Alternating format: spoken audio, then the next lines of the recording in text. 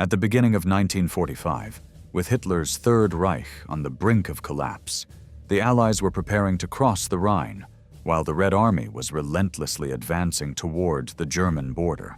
The year 1944 had been disastrous for the Germans on the Eastern Front, culminating in the annihilation of Army Group Center and the relentless pursuit of the Red Army to the gates of Warsaw. Faced with imminent defeat, Hitler made a monumental decision to send his last armored reserves to relieve the city's defenders and secure Hungary's oil fields. Meanwhile, in the Kremlin, Stalin summoned his most aggressive generals and created a subtle competition among them, highlighting the routes to Berlin and challenging them to be the first to capture the city. By mid-April 1945, the outcome of the war in Europe was indisputable. The Allied forces were advancing on multiple fronts, solidifying the inevitability of the result. Berlin, a metropolis reduced from 4.3 million to 3 million inhabitants since the beginning of the war, was witnessing the collapse of the Nazi regime, with only the most fervent supporters maintaining any hope until the very end. Hitler blamed the German people, considering them cowards for not having fought more firmly. Prepare yourself, for today you will learn every minute detail of this battle, and you will see why this combat is extremely well known throughout the world. As the final days of Nazi Germany approached, Hitler, still reluctant to surrender, issued orders impossible for the Germans to carry out given the circumstances. While meeting in his secret bunker beneath Berlin, the main members of his staff offered personnel to defend the Oder River. Luftwaffe Commander Hermann Göring offered 100,000 men from the Luftwaffe. Heinrich Himmler offered 25,000 SS soldiers, and Admiral Dönitz offered 12,000 sailors. However, the new commander of Army Group Vistula, Commander Gotthard Heinrici, who had replaced Himmler, disagreed with the addition of such personnel and believed that the inexperienced soldiers would be useless and, in the end, massacred. Göring countered, claiming that his Luftwaffe men were Übermenschen, or superhumans. Hitler ended the discussion by telling Gotthard that reinforcements would arrive in time. Heinrici disagreed with Hitler's statement, but kept his opinion to himself. By Christmas 1944, morale among Berliners was at a critical point, with only the most fervent and fanatical supporters of the Nazi regime maintaining any hope. British and American air raids continued to intensify, forcing many residents to spend more time in shelters than outside. But it was not the British or the Americans they truly feared. It was the persistent threat from the East, the successor state of the nation that had once nearly humiliated Frederick the Great and whose people had suffered greatly, the USSR. Thanks to the Reich's Minister of Propaganda, Joseph Goebbels, Berliners knew that the Soviets were coming. By April 1945, the Allies were closing in, and the old Berlin was gone. Now it lay in ruins. This was the capital of the Reich, the center of Nazi power, and Berlin was a ghost city disintegrating. Electrical cables hung everywhere, flooding, buildings ablaze, civilians living like rats in burrows. At this point, it was clear that the victory would be military for the Allies and Soviets alike, but it was also a grim prelude to what was to come. In 1944, morale had improved after the initial phases of the Ardennes counteroffensive, also known as the Battle of the Bulge, which delayed the Allied advance by 5 to 6 weeks. However, more perceptive members of the German High Command were worried, knowing that the Reich was in no position to adequately defend its eastern border. Generals like Heinz Guderian, chief of the General Staff, were fully aware of the imminent advance of the Red Army, which outnumbered and outgunned its German counterpart. It was argued that once the Ardennes offensive bore no fruit, much of its forces should be diverted eastward. However, Hitler remained convinced, believing that the odds could not be so unfavorable for the superior Germans. He was validated by Heinrich Himmler, his right-hand man, who considered the idea of a Soviet offensive little more than a bluff. The Soviet forces had gone on the offensive after the spectacular defeat of Army Group Center during the gigantic Operation Bagration in 1944. from which the Wehrmacht never recovered. Not only that, but captured Germans were even forced to march through Moscow that same year. In the winter of 1944, they pushed the German front lines back through Poland, suffering heavy casualties on both sides. That winter would prove to be bloody, as fighting drew closer to Germany itself. Stalin wanted revenge for Hitler's betrayal of the non-aggression pact. Using his marshals Zhukov and Konev, he was determined to reach Berlin and the Reichstag before Eisenhower. Since the Allies had landed in Normandy, the British and American armies had moved swiftly and decisively to seize western French cities and liberate Paris. By September 1944, Allied forces had reached the German border, but the subsequent failure of Operation Market Garden prevented a decisive penetration into the heart of Germany before year's end. In December, as we've seen, Hitler launched an unsuccessful offensive known as the Battle of the Bulge. 5 years after Hitler had begun the bloodiest conflict in history, the war returned to Germany. As the Anglo-Americans advanced from the west and massive Soviet armies descended from the east, the once grand Nazi empire was shrinking by the day. By 1945, Nazi Germany as a military power was practically defeated.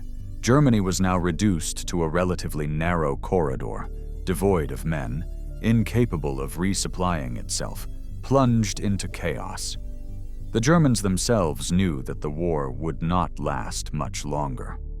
With Hitler practically defeated, Soviet leader Joseph Stalin invited the Allied leaders, US President Franklin Roosevelt and British Prime Minister Winston Churchill, to Crimea for his final wartime conference to celebrate the imminent victory. Yalta was chosen because it was February, cold as a Russian winter. And this was one of the warmest places that could be found in the Soviet Union. The palace itself, with over 100 rooms, looked like a giant white wedding cake facing the Black Sea. If you entered one of those rooms filled with sparkling crystal, caviar, and Soviet champagne, it seemed quite delightful. Stalin was charming, a gracious host, offering excellent Crimean wines, aged 40 to 50 years, so that Churchill could drink. An interesting curiosity was that French leader General Charles de Gaulle was not invited to the Yalta or Potsdam conferences, a diplomatic omission that became the cause of deep and lasting resentment. De Gaulle attributed his exclusion from Yalta to the long-standing personal antipathy Roosevelt held toward him, but the Soviets also opposed his inclusion as a full participant. However, the absence of French representation at Yalta also meant that extending an invitation to de Gaulle to attend the Potsdam Conference would have been highly problematic, since he would have felt compelled to insist that all issues agreed upon at Yalta in his absence be reopened. The atmosphere at Yalta soon gave way to tension when the Western Allies revealed to Stalin that their troops had hit a barrier in the west. After advancing from Normandy through Belgium, France, the Netherlands, and up to the German border, for much of those winter months, they had not moved very far. February 1945 was the month with the second highest number of casualties in the war for Churchill and Roosevelt. So yes, the war was won, but still thousands of American and British soldiers were dying.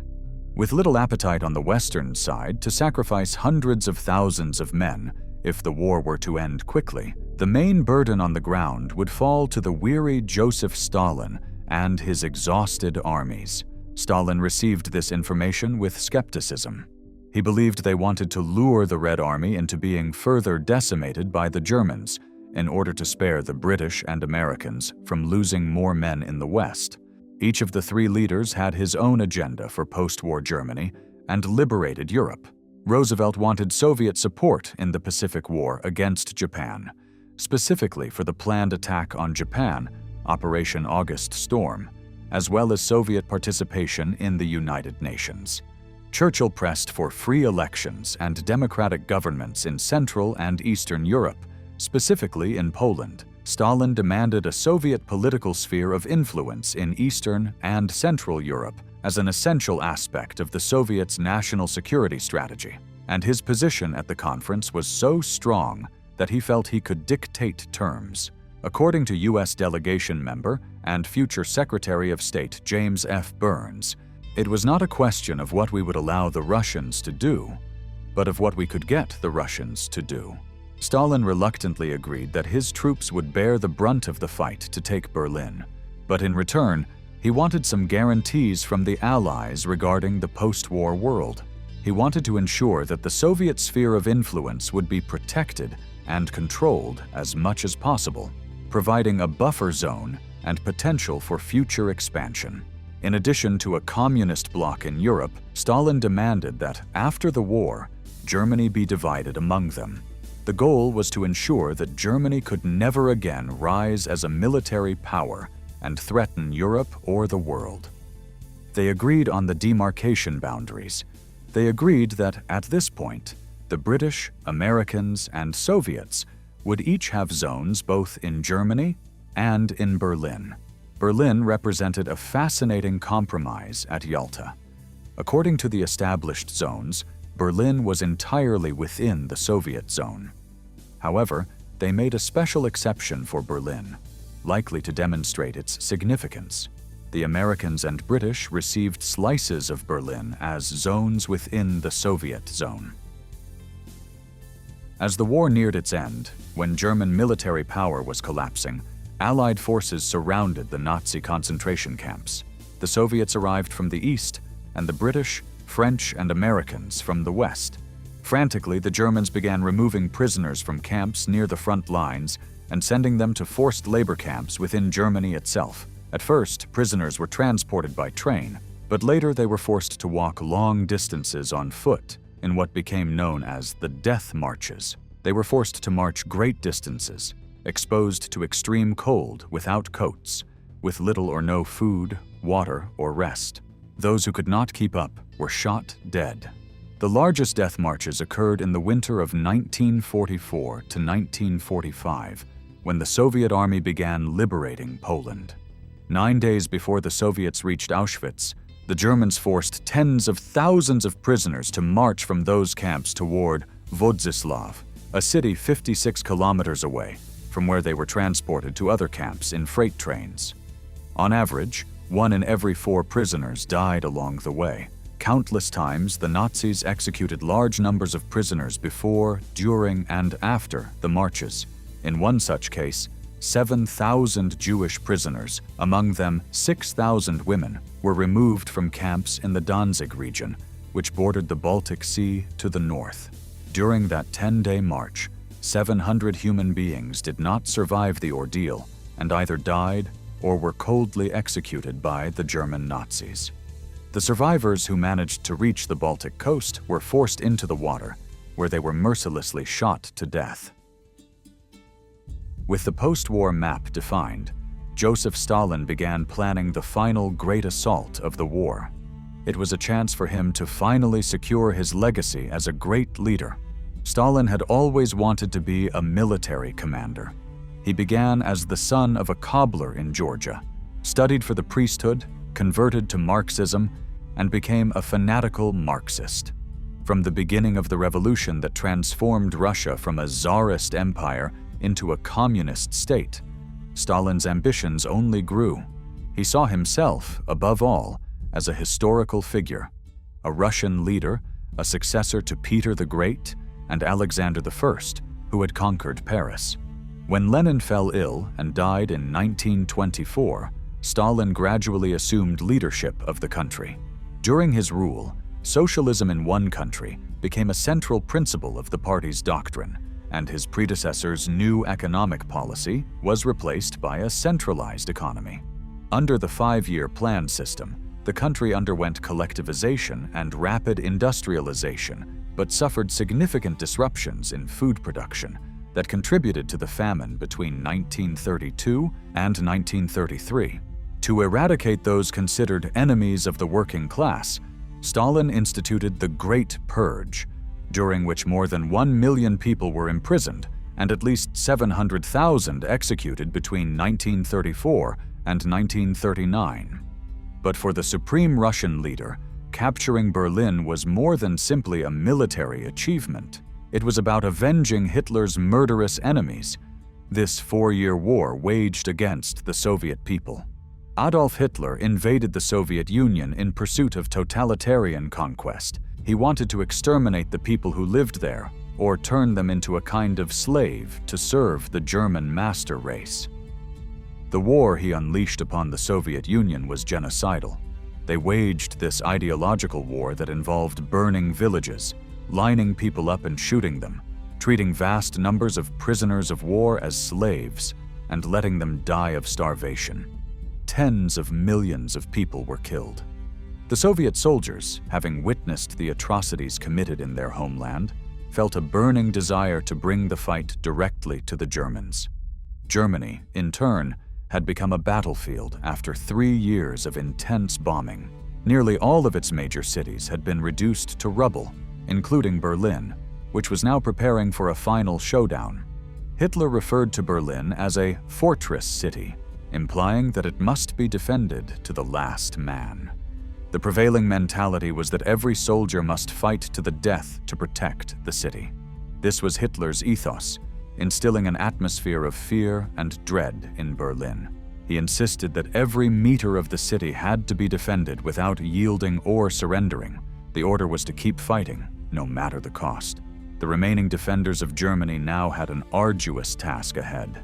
In January 1945, the Soviets took advantage of the momentum from Operation Bagration to launch the Vistula-Oder offensive, a massive push through Poland that saw Germany lose its first major conquest of the war.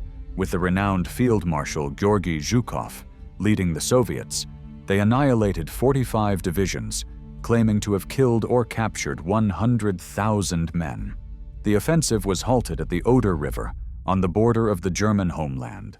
The Minister of Propaganda recorded a sense of absolute dread sweeping through the Reich's capital, with Berlin's citizens fearing that the Soviets now had a clear path to the city. The fear of the Russians grew in light of the difficulties faced by the Red Army as it tried to overcome fierce resistance. Stalin decided to send the infamous Marshal Georgy Zhukov to lead the campaign. Zhukov was undoubtedly ruthless and coarse, lacking the refinement typical of high-ranking officers, as he himself had no formal military education. Despite this, his skill and determination were undeniable. When he received an order, Zhukov devoted himself entirely to carrying it out. He led the major decisive battles of World War II and was an indispensable ally, the only general truly trusted by Stalin. As a battle-hardened veteran, Zhukov understood that an attack on Berlin would require the utmost effort and resources, especially in terms of artillery. The eyes of the world were now fixed on Berlin, as Stalin's armies prepared for their final act of vengeance that would eradicate Nazi Germany once and for all. Although the Allies had promised to leave Berlin to the Red Army, the ever-paranoid Stalin pressed for haste in capturing the city. The final plan consisted of a triple-axis attack toward Berlin to encircle and capture the city in 12 to 15 days, followed by a link-up with the Allies on the Elbe River. Zhukov's first Belarusian front would form the center of the advance, while Ivan Konev's first Ukrainian front to the south would attack across the Nesa River toward Potsdam and Dresden. Finally, Konstantin Rokossovsky's second Belarusian front would tie down German forces to the north in the Stettin-Schwedt sector, preventing them from reinforcing Berlin. Accustomed to fighting in open terrain, few in the Red Army had significant experience with large-scale urban warfare. It fell to General Vasily Chuikov of the 8th Guards Army, a veteran of the Battle of Stalingrad, to distribute pamphlets on urban warfare while special combined arms task forces were organized. The Red Army engineers worked day and night to construct hundreds of bridges and thousands of wooden assault boats to cross the Oder and Nisa rivers. To achieve this, Soviet planners had to find a way to move 29 armies across hundreds of kilometers, forming shock groups capable of breaking through the German line in areas only 2.5 to 10 kilometers wide. 2.5 million men, 7,000 aircraft, 40,000 guns, 7,000 tanks. But assembling such a massive force was no easy task. The farther the Red Army moved away from Soviet territory, the farther all these resources had to travel. Zhukov was anxious at this point, but they were running low on supplies. Aiming to make the invaders bleed for every inch of German soil, the Wehrmacht constructed a series of heavily fortified defensive lines blocking the way to Berlin. Commanding these positions were the remnants of Army Group Vistula and the 4th Panzer Army, along with the Berlin garrison. Together, these forces amounted to 750,000 German soldiers, supported by 1,519 tanks and assault guns, 9,303 artillery pieces and mortars, and 2,200 aircraft. However, these numbers looked far more impressive on paper than in reality, as virtually all formations were below full strength. Although many units were led by battle-hardened veterans of the Eastern Front, their ranks were often filled with wounded, unfit, and inexperienced soldiers, including young members of the Hitler Youth. In addition, around 60,000 defenders came from the Volkssturm militia battalions, undertrained and poorly armed. The infantry could not rely much on their armored and air assets, since the Germans lacked fuel reserves to keep their considerable number of combat vehicles operational for an extended period. Morale was also low, with most suffering from malnutrition and poor hygiene. Except for the most fanatical Nazis, few now believed in the promise of a final victory. They are only about 60 kilometers from Berlin, but they have no air speed, no energy. It requires patience. Yet, while he patiently waits for his troops to be resupplied, Stalin learns that his friends in the West are moving again. British Prime Minister Winston Churchill is excited about the possibility of the British Army reaching Berlin, ahead of the Soviets, after all. You have to remember that Winston Churchill is a soldier who has seen combat many times in his life. He fought in India, in Sudan, in the Boer War, and went to the trenches in the First World War. Churchill sees everything in grand historical terms. If you read his accounts of the Second World War, for example, there are all those references from the Romans to the Etruscans, and obviously, for him, taking Berlin is one of those moments, a way to show the Western troops, who fought in every theater, that this moment could be theirs. The goal is to demonstrate that the British still have influence in the unfolding of events. It is highly symbolic that they are advancing toward Western Germany. However, they face a major challenge: the Rhine River. This vast and ancient river represents a formidable obstacle. The bridges over the Rhine were destroyed by the Germans, leaving the Allies dependent on amphibious vehicle patrols, incapable of transporting a full army. However, when the Americans capture the last intact bridge at Remagen, near Bonn, the German forces fall into disarray. Suddenly, the Anglo-Americans resume their rapid advance toward Berlin. The news of the Allies' historic crossing of the Rhine reaches Stalin, who perceives a tactical opportunity. With his own armies stalled, he adopts a new approach. He sends a message to the Allies declaring that, in his view, Berlin has lost its strategic value. He states that they are not interested in the city as a priority target. Stalin, assertively, communicates that they will not go to Berlin and encourages the Allies to move forward. The telegram is stamped April 1st. Stalin summons Zhukov back to the Kremlin to share news, surprising him by also inviting General Ivan Konev to the meeting. Stalin, a master manipulator, demonstrates his cunning by instilling fear in his generals. The rivalry between Zhukov and Konev is old. Konev, with his shaved head and aggressive demeanor, is the opposite of Zhukov, but both are respected combat generals. Stalin, examining the map, asks who will capture Berlin. He tries to minimize the city's importance, but his concern is evident. He creates a race for Berlin, fearing that the Western Allies might get there first. Stalin knew that the agreements made at Yalta about the future of Eastern Europe held little value. While he tries to persuade the Allies that Berlin is not important to Russia, he secretly mobilizes millions of soldiers to seize it. A race for Berlin, from a practical and military point of view, is dangerous and reckless, increasing the risk of friendly casualties. In purely strategic terms, it is a terrible idea. However, emotionally, politically, and in terms of motivation, it is useful, at least in Stalin's mind. There is an additional reason he wants to reach Berlin first, one that even his generals do not know. Recently uncovered information from Russian archives reveals that in February, the Germans detonated a bomb in Thuringia, similar to an atomic bomb, in secret. This was highly classified information known only to a few people. Stalin's spies also discovered that Hitler's atomic laboratory was in Berlin. Aware of the many secrets in Berlin, including the Kaiser Wilhelm Institute, where the Germans were conducting nuclear experiments, Stalin was determined to obtain the uranium and scientific data to boost the Soviet nuclear effort. The race for Berlin thus becomes not only a matter of military strategy, but also of secret nuclear interests. However, Churchill begins to realize that they are being manipulated.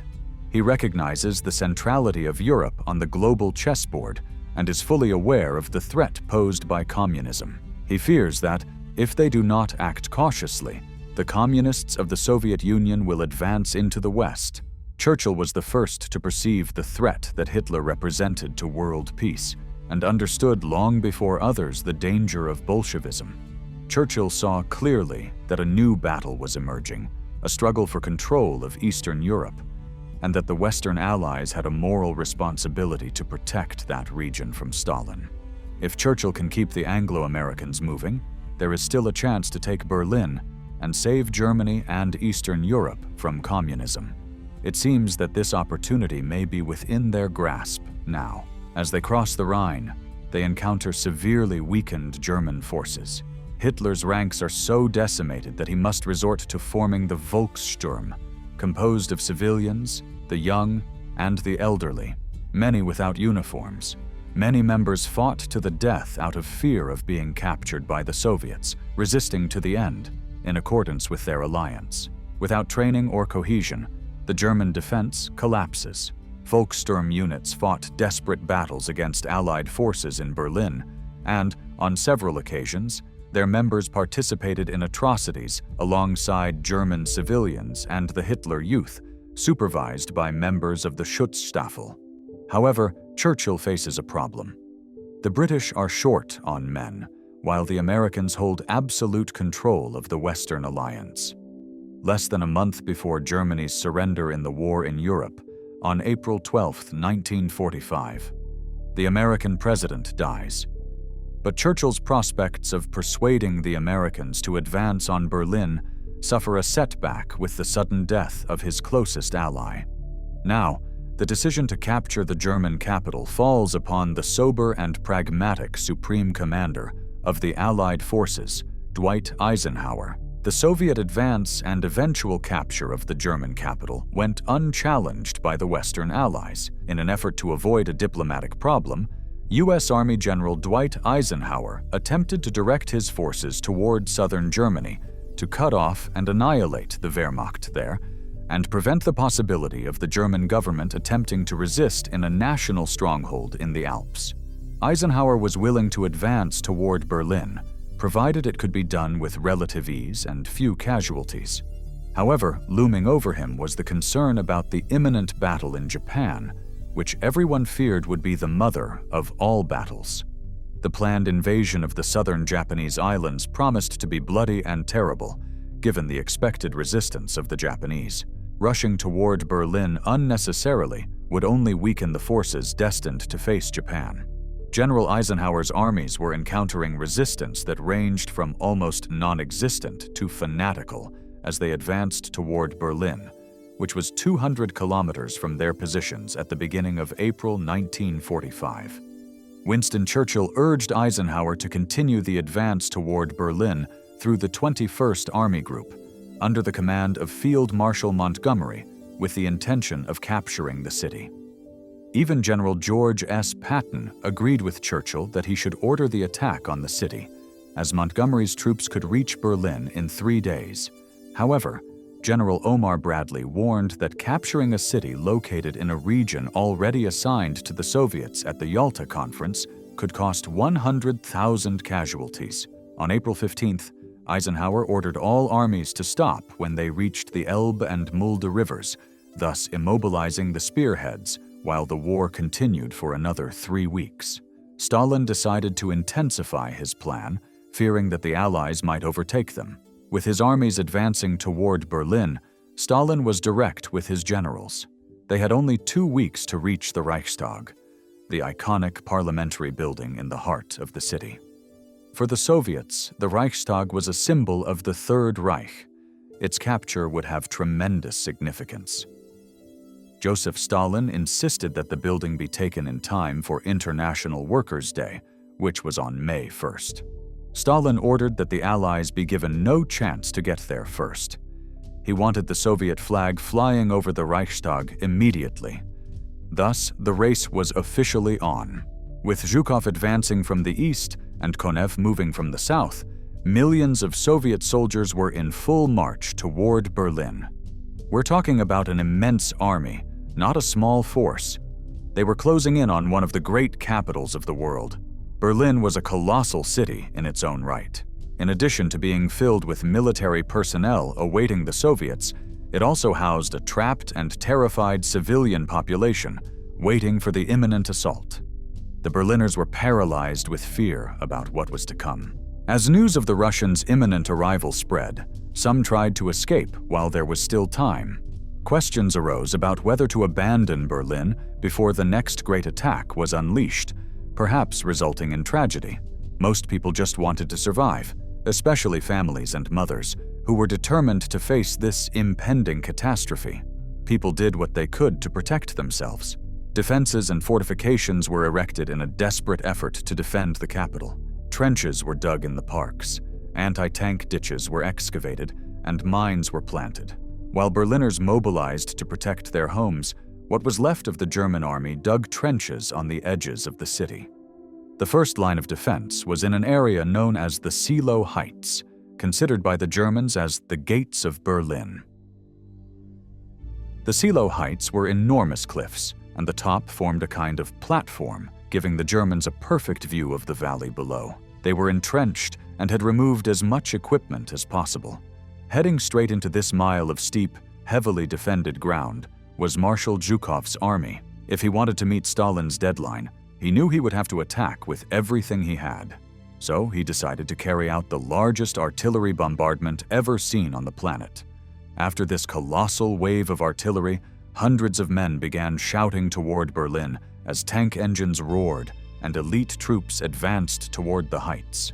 Many German defenders, unfortunately caught in the previous attack, vanished in the blink of an eye, while stunned and terrified survivors retreated toward the second defensive line. However, the impressive bombardment concealed serious problems in Zhukov's plan. The destruction caused by the artillery had significantly worsened the condition of the terrain his troops now had to cross. Searchlights meant to blind the enemy reflected off the smoke-filled air, obscuring the advancing infantry's vision. In the resulting chaos, units lost contact with each other, and Soviet artillery and aircraft began attacking friendly formations. Furthermore, German intelligence had prior knowledge of the impending attack, which meant many frontline troops had already been evacuated to the rear. What followed was nothing short of a massacre. Soldiers were cut down as they advanced through flooded plains and German minefields. In other sectors, the attackers were repelled as they tried to cross the Oder River. Sensing disaster, Zhukov ordered his 2 tank armies to attack immediately. However, much of the infantry, artillery, and supply vehicles were still trying to reach the front, causing an endless traffic jam. Even when the leading tanks finally approached the heights, they were ambushed by hidden positions of 88mm guns, Tiger I tanks, and infantry armed with anti-tank rocket launchers. Disheartened, Zhukov's men made little progress by the end of the first day, taking another 3 days and countless deaths before his armies finally broke through the last defensive line. As a result of all this, Zhukov found himself at a standstill on the first day. and his plan was compromised when Moscow received word that the attack on the Silo Heights had failed. Zhukov took a call, and Stalin said to him, "So you underestimated the German defenses. I wonder who will reach Berlin now." At the same time, Stalin called Marshal Konev, Zhukov's rival, and said, "So did you hear the news? Zhukov isn't doing too well. He's kind of stalled. He's calling to encourage you, to provoke you, to mock you, setting one person against the other. Well, I bet you can get there first. I mean, what will happen if Zhukov gets there before you? You'll feel rather foolish, won't you?" Encouraged by the news that Zhukov was stuck, Konev made a thrust through a wooded area and pushed ahead. That's when Stalin said, "All right, Zhukov, what the hell is going on? Are you going to reach Berlin or not? Why aren't you moving?"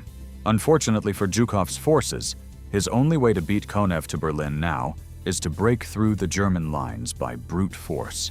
The provocation works, because Zhukov then orders an assault on the Silo Heights against all the rules of tank warfare, and he loses 30,000 men. But he succeeds. Zhukov's relentless tactics put him side by side with Konev as their armies reach the outskirts of the city. Stalin's prize is almost in his hands.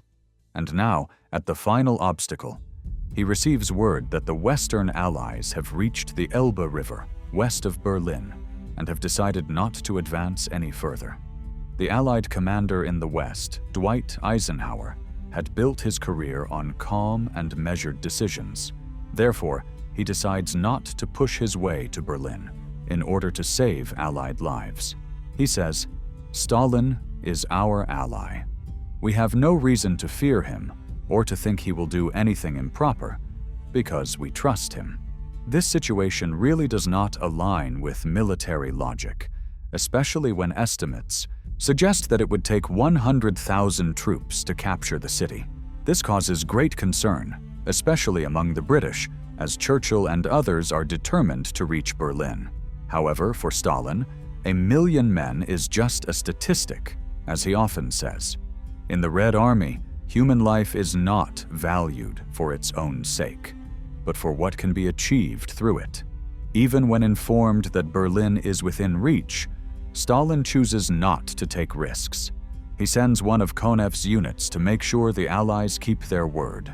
Stalin lives in a world steeped in distrust, where any statement from Eisenhower about not wanting to take Berlin or advance eastward is met with total suspicion. On April 20th, Hitler's birthday, Soviet artillery abruptly halted the festivities by bombarding the northeastern suburbs of Berlin. Zhukov and Konev rushed to the edges of the city. Many Nazi leaders, however, were trying to flee the city. Soldiers on the ground did not have that privilege, and those who tried to escape or showed signs of cowardice were summarily hanged throughout the city, with messages such as, "I was a coward," or "I was a deserter," hanging from their chests. The following morning, Soviet artillery unleashed a frenzied bombardment on central Berlin, while the remnants of General Helmut Weidling's 56th Tank Corps of the 9th German Army made a desperate retreat from Berlin, relentlessly attacked by Soviet aircraft. Other remnants of the German defense tried in vain to stop Zhukov's armies from advancing through the city, but their weakened units could only delay the enemy. That night, Zhukov and Konev reached the city's outskirts. Hitler remained confident that a massive counterattack by the newly created Steiner Task Force and the 9th Army against Zhukov's flanks would trap the invaders in the city, similar to what happened in Stalingrad 2 years earlier. When it became clear the next day that Steiner's task force lacked the strength and ammunition to attack, Hitler finally snapped and admitted for the first time that everything was hopelessly lost. With the Soviets breaking into the city, General Weidling was appointed commander of Berlin's defense area. However, when Weidling took command, there were only about 45,000 Wehrmacht and SS soldiers, just over 40,000 Volkssturm members, and a meager 60 fuel-starved tanks to defend the city against roughly 1.5 million Soviet troops.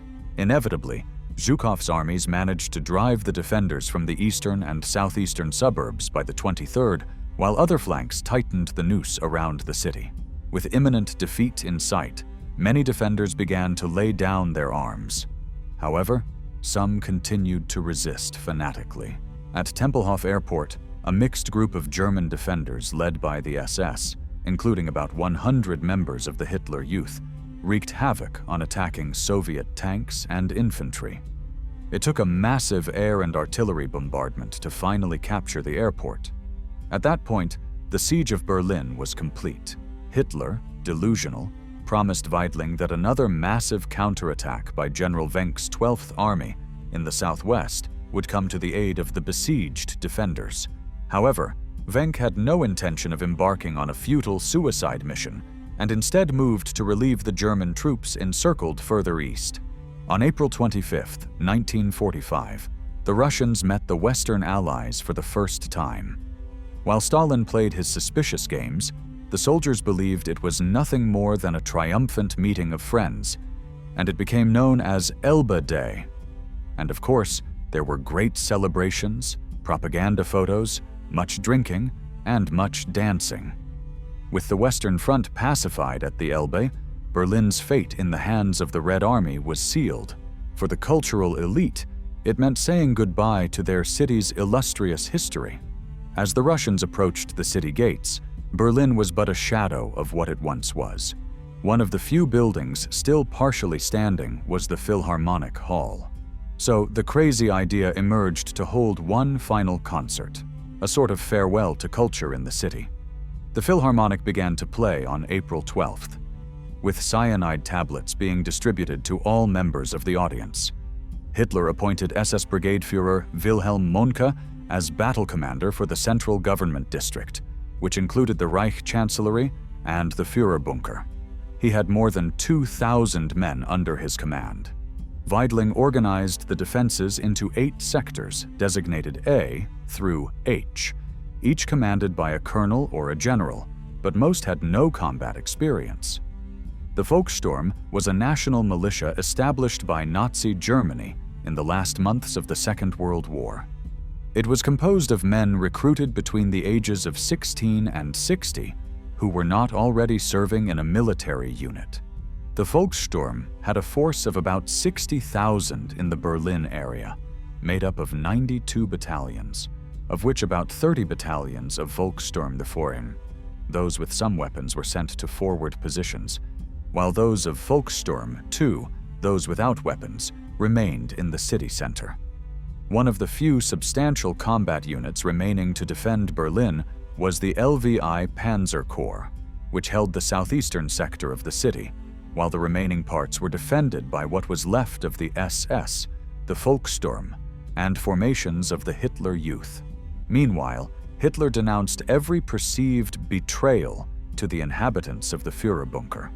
Not eager to die a death they considered pointless, many older Volkssturm members looked for places to hide from the advancing Soviet army. In contrast to the tragic image of Berlin resisting against all odds, there was the frequent exodus and surrender of Wehrmacht soldiers and Volkssturm members in southern and western Germany. A notable and unusual Volkssturm unit in the Battle for Berlin was the 3rd Siemensstadt Battalion. It was composed of 770 men, mostly veterans of the First World War in their 50s, who were reasonably fit factory workers with experienced officers. Unlike most Volkssturm units, it was fairly well equipped and trained. The battalion confronted Soviet troops on the 21st of April and saw the fiercest fighting over the next 2 days. It held out until the 2nd of May, when it had only 50 rifles and 2 light machine guns. The survivors fell back to join other Volkssturm units. 26 men from the battalion were awarded the Iron Cross. Allied bombing and Soviet artillery reduced Berlin to rubble, while the last resistance in Berlin dwindled to fight highly trained, battle-hardened Soviet troops. Red Army soldiers called the Hitler Youth formations, and the Volkssturm members who still fought to the end in Berlin, totalers, for being part of Germany's total mobilization effort. With no hope of relief, Weidling urged Hitler to attempt a breakout to the west to join the remnants of Army Group Vistula. Hitler, however, rejected the plan and reaffirmed his intention to fall in front of his troops. Over the next 3 days, the Red Army tightened the siege around Berlin, while the advanced armies approached the inner defensive line protecting the government district. The lack of clear demarcation lines between fronts led to various formations competing for space and getting confused in the resulting mud. After careful deliberation, it was decided that most of Konev's frustrated men would be redeployed to Czechoslovakia, while Zhukov would advance for the final blow. By the end of 29th April, the 8th Guards Army had broken through the heavily defended Tiergarten area, while the 3rd Shock Army crossed the Spree via the Moltke Bridge to the north. Before them lay the final prize, the blackened walls of the Reichstag, the former parliamentary building widely regarded as the symbolic heart of the Third Reich. Capturing it would be the culmination of the entire Soviet war effort. Hitler was in the bunker, leading in his final days, but he realized everything was collapsing around him. The sound of Russian explosions echoed above him, indicating the Russians were closing in rapidly. As Berlin was being destroyed, Hitler made one last public appearance, filming himself with the city's desperate defenders. He was seen outside the Führerbunker, where he interacted with children, praised them, and gave them medals. Despite advice from his inner circle to flee, Hitler was determined to face the Russian invasion. For him, it was the fate of both himself and the country. Nazi ideology, founded on supposed German racial superiority, fueled his conviction that Germans had the right to eliminate other peoples. The decline of the Germans was interpreted as a reflection of the failure of the German people. As a consequence of this failure, punitive measures were taken, such as the implementation of the Nero Decree, which included the destruction of bridges and communications links, leaving ordinary Berliners to fend for themselves. As the German capital prepared for a final reckoning, the war continued to bring more pain and suffering. With most men fighting or dead, the women of Berlin were in continual danger from invading soldiers. Looting soldiers kicked down their doors. If they needed to go out, they tried to make themselves as repulsive as possible by smearing their faces. The Russians' arrival in the city was accompanied by indifference to the civilian population's lack of water and hunger, as if they deserved that fate. We received calls from friends informing us that the Russians were already present. They advised us to get rid of all the alcohol, to throw it down the toilets because the Russians were out of control. Concern for the survival of the German people after the war was raised in the face of the impending destruction. Hitler replied that the question was not about survival. If the Germans were too weak to win, then they should perish. With Berlin's defenders surrendered, Zhukov's and Konev's armies had a clear path to advance toward the city center. The battle for Berlin was a scene of horror, where violence was intense and indiscriminate. Both fighters and civilians were victims of crossfire, ambushes, and snipers in a terrifying environment. The presence of about 1 million civilians, trapped in ventilation ducts and basements, added a nightmarish element to an already dreadful situation. A large number of people, thousands of them, chose to take their own lives. Entire families, ordinary citizens. One reason was fervent conviction. Another was the desire to protect their daughters and wives from sexual violence.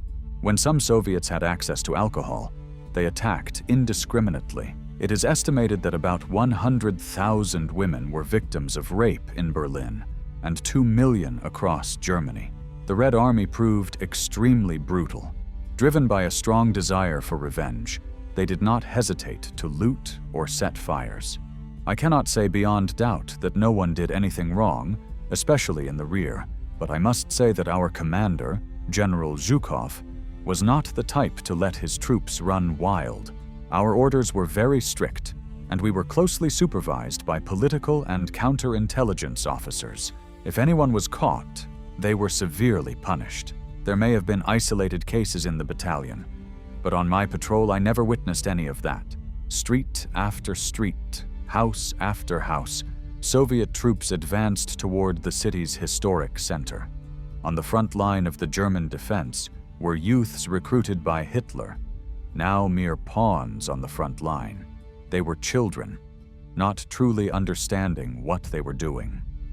sent in front of the elite troops who had marched from Moscow to Berlin. While the Russians plunder Berlin, 15 meters below the city, Hitler compares himself to his hero, Frederick the Great of Prussia. He waits in vain for his armies to save the Reich from the barbarians. Deep underground, he has accepted that the end is near. Hitler and Eva Braun get married while Hitler is at his peak. He normally dismisses marriage. His bride, he claims, is Germany. But Eva Braun, the Bavarian photographer's assistant, remains by his side even knowing the danger. She chooses to come to the bunker and refuses to leave. After years of living in the shadows as his mistress, she finally gets what she always wanted: recognition. Shortly after, Hitler dictates his will. He blames the Jews for the war and for Germany's defeat, and urges the German people to uphold the principles of National Socialism, especially its racial laws. He assures his people that their 6-year struggle will one day be recognized as the most glorious and valiant manifestation of a nation's will to exist. He appoints Grand Admiral Dönitz to succeed him as leader of Germany and continue the fight. Not even Adolf Hitler's death will end the war. Hitler understood that a commander-in-chief does not flee to Argentina in a submarine, so there was no other alternative. His final plan was simple. With cyanide and a pistol shot, Adolf Hitler left the world he had been so eager to conquer, one in which he had caused unnecessary suffering and death. The last hope for German victory had died long before, but Adolf Hitler undoubtedly imagined it had died with him. Hitler did not want to be captured by the Soviet Union and have his body humiliated like Mussolini's. For that reason, he ordered that he be cremated. With their furious hordes, followers decided they could not live in a world without National Socialism. Ardent Nazis, from Goebbels to even the mayor of Leipzig, took their own lives and, in many cases, those of their families.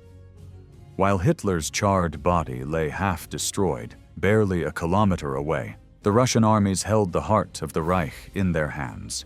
After weeks of racing, the two generals finally approached the Imperial Parliament building. With only seconds separating them at the final stretch, General Konev neared the lead, only to be suddenly stopped in his tracks by his rival, Marshal Zhukov, who was nearby. Zhukov was carrying Stalin's orders to take the Reichstag. After months of brutal fighting and sacrificing tens of thousands of his men's lives, Konev realized he would never claim the trophy and had been nothing but a pawn to raise the stakes. Konev could do nothing against Zhukov because Zhukov had been appointed by Stalin. He was Stalin's man in the army. Stalin was a master at creating enigmas, spreading illusion everywhere. As the city of Berlin surrendered to the Red Army, Zhukov had to ensure that Stalin got the photograph he had been waiting for. The Reichstag had not been in use since it was set on fire in February 1933, and its interior looked more like a pile of rubble than a government building. The German troops inside made excellent use of that and were heavily entrenched. The defense of the building and its surroundings was led by a determined group of SS fighters, mostly foreigners, with little to lose. The next morning, Soviet artillery opened fire while several hundred assault troops advanced. After intense gunfire, the men reached the main entrance and began clearing the building in brutal close-quarters combat. Fierce fighting followed, room by room. At that point, there was still a large contingent of German soldiers in the basement who launched counterattacks against the Red Army. On May 2, 1945, the Red Army had full control of the building. The famous photo of two soldiers raising the flag on the roof was a reenacted photograph taken the day after the building was seized. For the Soviets, the event depicted in the photo became a symbol of their victory. Thus, a red flag sewn by a Jew over the Reichstag and photographed by a Jewish photographer. However, Hitler's death and the conquest of the Reichstag did not immediately bring an end to the fighting. The new chancellor, Joseph Goebbels, rejected Stalin's demand for the unconditional surrender of the garrison, leading the Red Army to bombard the remaining German positions until the defense was reduced to a few isolated pockets. With Goebbels's subsequent suicide announced that night, the door to peace in Berlin finally opened. At 6 a.m. on May 2nd, General Weidling officially ordered his remaining men to lay down their arms. When the guns finally fell silent the following afternoon, an eerie silence descended upon the city, of which Zhukov would later write, "The flame of the World War was extinguished where it had first ignited." Although fighting in Europe continued until Germany's unconditional surrender on May 8th, the war had reached its climax in the Battle of Berlin. As the photograph of the flag atop the Reichstag reached international front pages, the world celebrated the long-awaited end of the war with Nazi Germany.